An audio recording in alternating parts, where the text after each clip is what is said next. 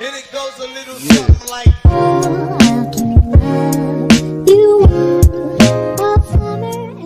Hai, perkenalkan nama saya Aulia Aldadama Polii dari kelas 4B1 Manajemen dengan NIM 2006020448. Hai, perkenalkan nama saya Erika Ekaristi Victoria Pandey dari kelas 4B1 dengan NIM 2006-11-20250.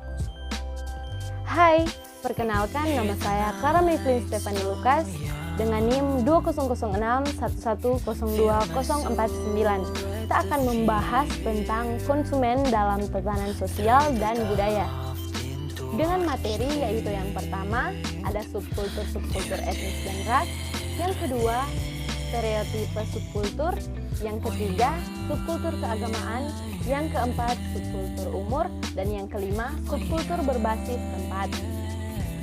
Berdasarkan teori bahwa seorang individu, baik disadari maupun tidak, akan mempertahankan budaya aslinya sesuai etnis, ras, dan agama mereka masing-masing. Nah, hal inilah yang menjadi fondasi dasar bagi para marketer dalam merumuskan sebuah riset pemasaran perilaku konsumen berdasarkan subkultur. Hal ini diperkuat oleh penjelasan Solomon pada tahun 2007 bahwa lifestyles atau gaya hidup konsumen sangat dipengaruhi oleh keanggotaannya dalam kelompok masyarakat luas yang disebut subkultur. Subkultur adalah sekelompok orang yang memiliki perilaku dan kepercayaan yang berbeda dengan kebudayaan induk mereka.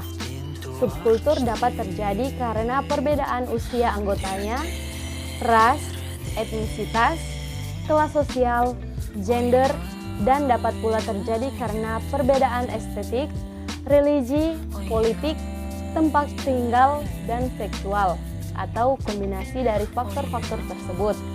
Bentuk kelompok lain yang lebih spesifik atau kecil adalah mikrokultures, yaitu sekelompok orang yang mempunyai perilaku berbeda dengan subkultur-subkultur yang lainnya semacam komunitas.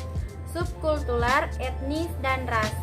Etnis atau kelompok etnik atau juga suku bangsa merupakan golongan manusia yang kelompoknya mengidentifikasikan dirinya dengan sesamanya, umumnya dengan dasar garis keturunan yang dianggap sama.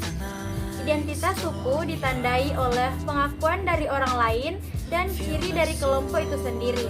Contohnya sesama budaya, agama, bahasa, perilaku, serta ciri dari biologis.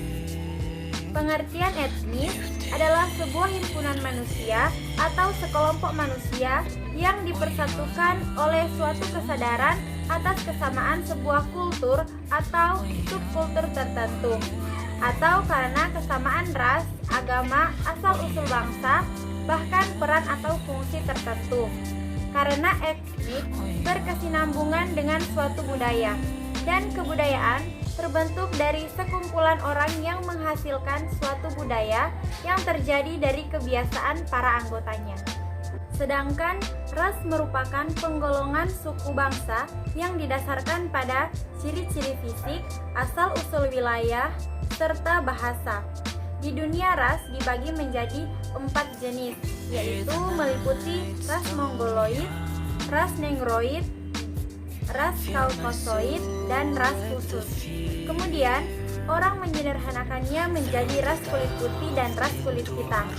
Diskriminasi ras diartikan menjadi anggapan segolongan ras tertentu bahwa rasnya itulah yang paling unggul dibandingkan dengan golongan ras lain atau reasisme.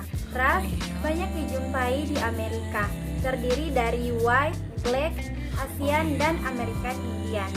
Masing-masing ras memiliki gaya hidup dan gaya konsumsi yang berbeda. Black 12% di Amerika mulai muncul masyarakat kulit hitam dengan kelas ekonomi menengah ke atas yang jumlahnya semakin meningkat. Masyarakat kulit hitam kelas menengah biasanya memiliki perilaku yang hampir sama dengan masyarakat kulit putih kelas menengah. Tapi, konsumsi mereka berbeda, terutama masyarakat kulit hitam kelas bawah yang pendidikannya rendah. Maka itu, beberapa produk diiklankan di media-media yang khusus untuk masyarakat kulit hitam. Asian American termasuk masyarakat yang tumbuh pesat di Amerika dari segi jumlah dan ekonomi, maka mereka merupakan sasaran empuk pemasar di Amerika. Stereotip subkultur. Stereotip adalah penilaian yang dilakukan oleh seseorang terhadap seseorang lainnya yang hanya dilakukan berdasarkan persepsi terhadap kelompok di mana orang tersebut dapat dikategorikan, sehingga kemunculan stereotip tidak terlepas daripada proses sosial dan interaksi sosial yang dilakukan dalam kehidupan bermasyarakat.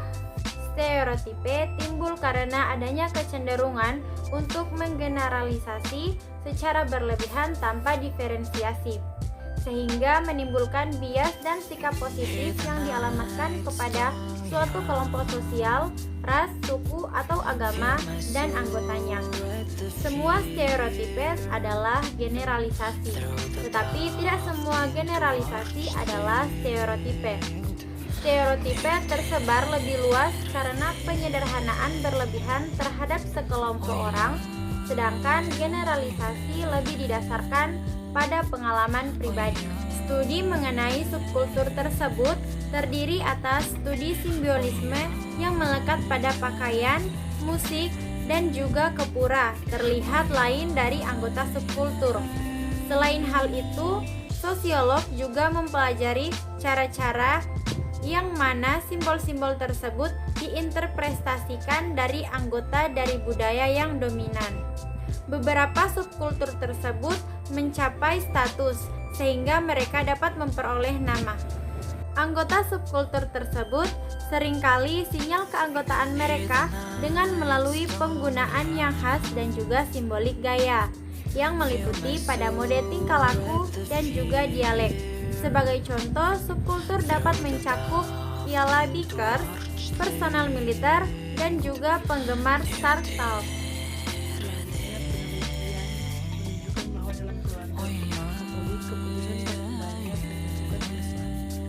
Perilaku konsumen juga dipengaruhi oleh kepercayaan agamanya, sehingga beberapa produsen mengasosiasikan produk mereka dengan simbol-simbol dan perayaan suatu agama. Selain itu, agama juga banyak menentukan proses pengambilan keputusan pembeli. Dewasa ini, pasar semakin menggunakan tema-tema keagamaan dan spiritual saat menyapa konsumen. Sebelumnya, strategi pemasaran dengan unsur agama dan spiritual sangat dihindari. Namun saat ini, hal tersebut telah berubah seiring kebutuhan dan keinginan pasar yang ingin lebih disasar secara segmented. Meskipun belum ada teori yang secara eksplisit, ada kaitannya pengaruh agama pada perilaku konsumen. Namun kenyataannya, banyak produk di pasaran yang sudah mengarah pada fenomena ini. Meskipun belum ada teori yang secara eksplisit, ada kaitannya pengaruh agama pada perilaku konsumen. Namun kenyataannya, banyak produk di pasaran yang sudah mengarah pada fenomena ini. Subkultur agama berdampak pada variabel konsumen seperti kepribadian, sikap terhadap gender, tingkat kelahiran, membentuk rumah tangga, pendapatan, bahkan sikap politik. Para pemimpin atau organisasi keagamaan dapat mendorong atau mencegah konsumen dalam menggunakan beberapa produk. Saat MUI menyatakan suatu produk mengandung minyak babi dan tidak halal, maka sebagian besar konsumen Islam pasti akan menghentikan penggunaan produk tersebut. Selanjutnya ada subkultur umur. Generasi milenial dapat dikatakan sebagai subkultur berdasarkan usia. Sebagai sebuah subkultur, tentu generasi milenial memiliki identitas kolektif yang berbeda dari budaya dominan. Identitas kolektif tersebut berguna untuk menepis stereotip negatif yang diberikan kepada milenial akibat munculnya istilah kaum muda. Terdapat banyak riset yang membantah stereotip milenial sebagai generasi pemalas. Aktivitas berbaring di kasur bagi generasi milenial bukanlah hambatan untuk tetap produktif. Dengan berkembangnya teknologi dan media internet, memungkinkan para milenial untuk memutuskan tanggung jawabnya dimanapun dan dalam kondisi apapun, termasuk berbaring. Sembari berbaring, para milenial dapat bermultitasking seperti belanja, belajar, bersosialisasi di satu waktu yang sama. Tidak hanya hal yang sifatnya menghibur. Sambil berbaring, para milenial juga mampu menjalankan bisnis secara online. Berdasarkan riset, 7 dari 10 milenial mempunyai jiwa entrepreneurship yang tinggi. Tidak heran saat ini banyak bisnis online yang bermunculan. Selain itu banyak juga milenial yang beralih dari pekerjaan yang pergi pagi pulang petang menjadi pekerjaan yang lebih fleksibel dan freelance. Laporan dari Freelancer Union dan Upwork menyebutkan bahwa sebanyak 27% pekerjaan generasi milenial memilih bekerja freelance. Berdasarkan data tersebut, maka stereotip negatif yang muncul terhadap generasi milenial sebagai kaum rebahan tidak sepenuhnya benar. Namun stereotip dari sekelompok orang terhadap orang lain memang hal yang tidak dapat dihindari. Munculnya stereotip tidak lain karena tiap-tiap kelompok mempunyai perbedaan masing-masing sehingga menimbulkan cara pandang tertentu. Agar meminimalisasi stereotip, maka tiap-tiap individu harus menyadari bahwa tiap-tiap kelompok mempunyai keunikan tersendiri sehingga tidak dapat disamakan dengan kelompok yang lain. Selanjutnya adalah subkultur berdasarkan topik. Secara tradisional, subkultur akan mendefinisikan dirinya bertentangan dengan budaya yang mendominasi di negara atau kota asal. Sementara itu, mungkin radikal atau tidak, yaitu secara efektif menghindari oposisi tersebut. Tetapi karena itu tidak memerangi budaya dominan, keduanya bisa hidup berdampingan dengan sempurna. Dan suku urban pada bagiannya adalah sekelompok orang yang bertindak sesuai dengan ideologi subkultur dalam konteks kota. Mereka berbagi selera untuk berbagi masalah dan juga praktis. Tiap kultur mempunyai subkultur yang lebih kecil atau sekelompok orang dengan sistem nilai yang sama berdasarkan pengalaman seperti kelompok kebangsaan yang bertempat tinggal pada suatu daerah yang mempunyai rasa dan minat etnik yang sama.